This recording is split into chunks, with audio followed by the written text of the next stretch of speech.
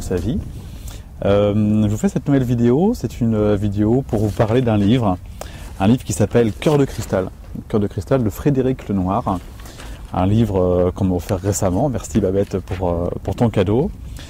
Je vous parle de ce livre parce que forcément il est très intéressant, sinon je ne me serais pas permis de vous faire une vidéo à son sujet. C'est un conte initiatique. Alors, conte initiatique, c'est pas forcément ce que j'ai l'habitude de lire. Je suis plutôt du genre Eckhart Tolle et puis des livres de développement personnel, voilà, assez poussés, on va dire. Et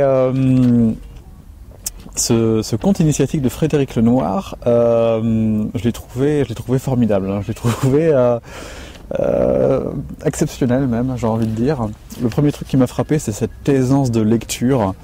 Il se lit d'une manière, il est conçu d'une façon voilà, qui est très fluide, très simple, très légère. Les mots sont les bons et au bon endroit, c'est vraiment extraordinaire. Pourquoi ? Il y a plusieurs raisons. Frédéric Lenoir, si vous ne le connaissez pas, c'est un grand monsieur, un philosophe, un romancier, un sociologue également.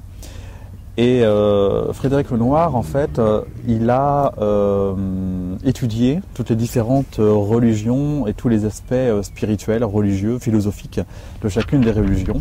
Et il en a recoupé un petit peu tous les points communs pour en faire une trame, pour en faire quelque chose de cohérent. Enfin, il a été voir ce qui se passait un petit peu partout, les différents courants de pensée de chacune de ces religions, et puis il nous le retranscrit à travers des ouvrages. Il a à peu près publié une quarantaine d'ouvrages, de livres. Il a un site internet, frédériclenoir.com, je crois. Voilà, où vous pourrez retrouver tout ça. Et puis il a fait ce petit livre-là, donc Cœur de cristal. Ce livre, il raconte l'histoire d'un grand-père. Il a sa petite fille sur les genoux et puis il lui raconte sa vie finalement. Et il en vient là parce que la petite fille en question, elle a un chagrin un jour parce qu'elle perd son animal, elle perd son chien. Et elle est très triste et puis elle dit à son grand-père j'en ai marre de souffrir, puisque c'est comme ça, je veux plus aimer. Voilà. Je veux plus aimer, comme ça au moins je serai peinard, et puis je souffrirai plus, voilà, l'amour c'est nul, ça fait souffrir les gens. Et voilà, j'aime beaucoup parce que c'est écrit d'une manière c'est adaptable pour les enfants. Si vous êtes parents, lisez ce livre à vos enfants parce que c'est autre chose que les BD ou les contes à 2 balles, les contes de prince charmant et de princesse, avec le prince qui vient sauver la princesse parce qu'elle est dans son château ou son donjon. Enfin, c'est autre chose. C'est une autre dimension bien plus grande et pour autant très très très accessible. Et puis ça retranscrit vraiment ce qui se passe dans la vie de tous les jours, mais avec des mots simples. Et le grand-père, face à ça, il lui raconte sa vie, finalement.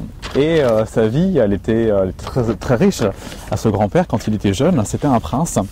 Il avait eu un sort qui faisait qu'il ne pouvait pas aimer, justement. Il avait autour de son cœur une enveloppe de cristal qui lui empêchait d'aimer. Il ne savait pas ce que c'était que la compassion ou simplement l'amour. Et donc il n'arrivait pas à éprouver ce sentiment-là, et donc il ne pouvait pas aimer, il ne pouvait pas avoir une femme, même s'il en avait envie, il ne pouvait pas avancer dans ce sens-là dans sa vie. Et ce livre raconte tous les épisodes de sa vie qu'il a pu vivre et comment qu'il a pu intégrer ces différentes connaissances pour accéder à l'amour et au vrai amour. Voilà, il a été aidé, c'est vraiment quelque chose de très bien écrit. Je vous lis un petit passage, par exemple, pour vous donner une idée un petit peu de ce qui se dégage dans ce livre. Et là, c'est Maître Zhou, c'est un grand sage qui lui parle, auprès de qui il était venu demander conseil. Et il lui dit « Tu as encore à apprendre une grande vérité de la vie, mon enfant. Le bonheur et le malheur sont en toi. 2 êtres peuvent avoir exactement la même existence, les mêmes traits physiques, les mêmes parents, les mêmes biens matériels, les mêmes qualités, et les mêmes défauts. L'un sera heureux parce qu'il se contentera de ce qu'il a, verra toujours l'aspect positif de la vie et saura profiter de tous les petits plaisirs de l'existence.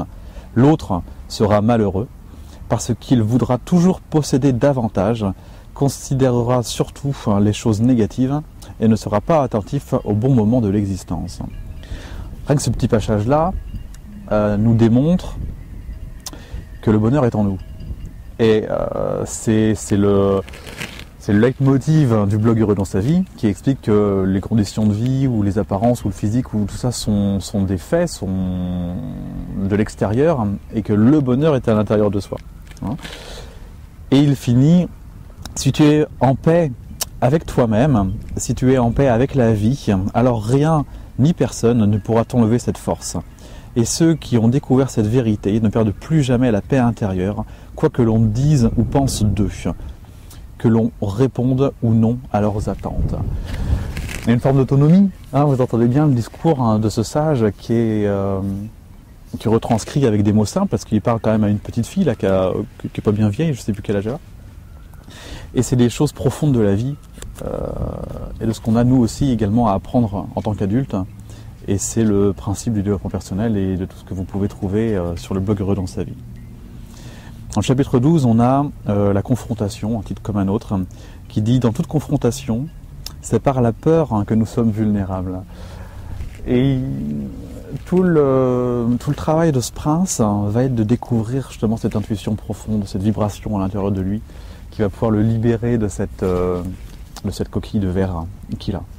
Voilà, on continue avec on ne peut donner que ce que l'on possède, celui qui ne s'aime pas ne sera aimé. Le premier visage de l'amour que j'ai connu, c'est celui de ma mère. Elle me regardait d'une telle manière que j'avais l'impression d'être l'enfant le plus précieux au monde. Cet amour m'a donné confiance en moi et en vie, grâce au regard aimé de ma mère. Et ensuite de mon père, qui aurait sacrifié sans hésiter sa vie pour protéger la mienne.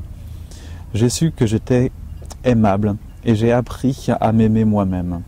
C'est très important, sais-tu, de s'aimer soi-même, car on ne peut donner que ce que l'on possède.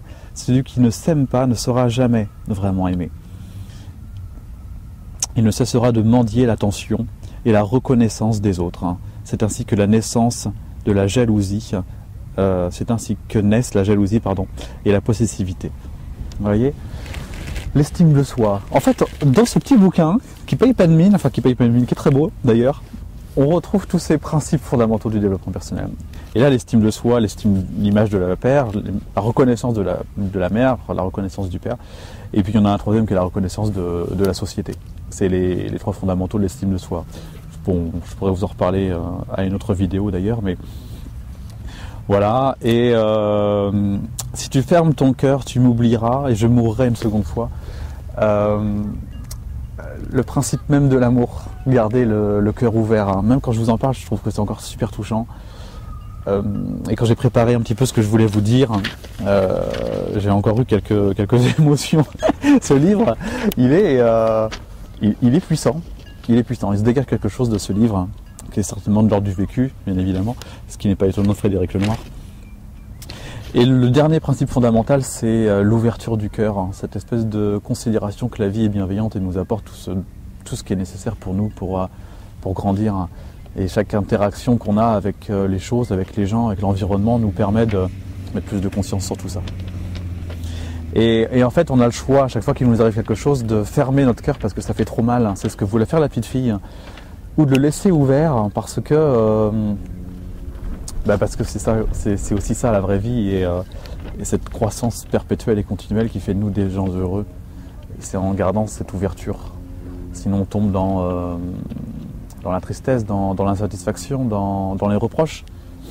Et ça rend pas heureux. Voilà. Donc vraiment, je pourrais vous en parler pendant des heures parce que je pourrais même vous le lire tellement qu'il est fabuleux. J'ai presque envie de le relire une seconde fois. Il se lit à une vitesse grand V. Voilà, en une journée, vous l'aurez terminé, si vous y prenez de bonheur. Et voilà, et vous allez voir, les chapitres sont très courts, ils s'enchaînent véritablement, et c'est juste merveilleux. Voilà, c'est à peu près tout ce que je voulais vous dire. Voilà, nous étions en direct de la plage de Pornichet, je vais vous faire un petit tour d'horizon après, où il fait très beau, comme vous pouvez le constater. Voilà, donc je vous embrasse, je vous dis à très bientôt pour une prochaine chronique de livres en vidéo. Et puis passez un bon week-end. À très bientôt. Au revoir.